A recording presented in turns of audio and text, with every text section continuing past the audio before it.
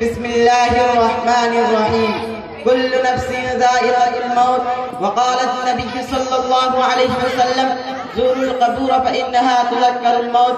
وقال في مقام آخر القبر روضة من رياض الجنة أو حفرة من حفر النار أو كما قال عليه الصلاة والسلام.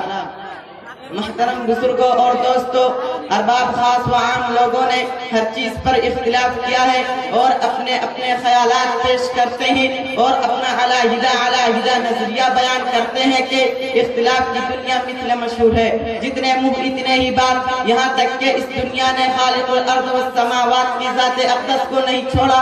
کسی نے 2 خدا تسلیم کیے، کسی نے 3.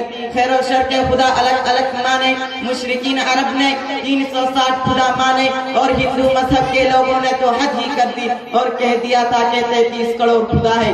اسی طرح مذاہب میں تفریق، عقائد کا جھگڑا، نبوت میں اختلاف، کفر، توحید، شرک، حق، باطل، سچ اور جھوٹ کے پلیٹ فارم بن گئے. عزیز دوستو، دنیا میں کسی بھی مذہب، کسی بھی فرقے سے تعلق رکھنے والا مسلمان ہو، انسان ہو، امیر ہو یا غریب، عالم ہو یا جاہل، پاگل ہو یا عاقل، سب کا اس بات پر اتفاق ہے کہ موت آئے گی. یقیناً ایک روز قبر کا مہمان بننا ہوگا.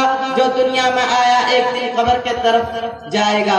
قرآن کہتا ہے کل نفس ذائقۃ الموت، ہر جاندار کو موت کا مزہ چکھنا پڑے گا. یہ زمین کتنے انسانوں کو کھا گئی لیکن اس نے آج تک ڈھکار نہیں لی.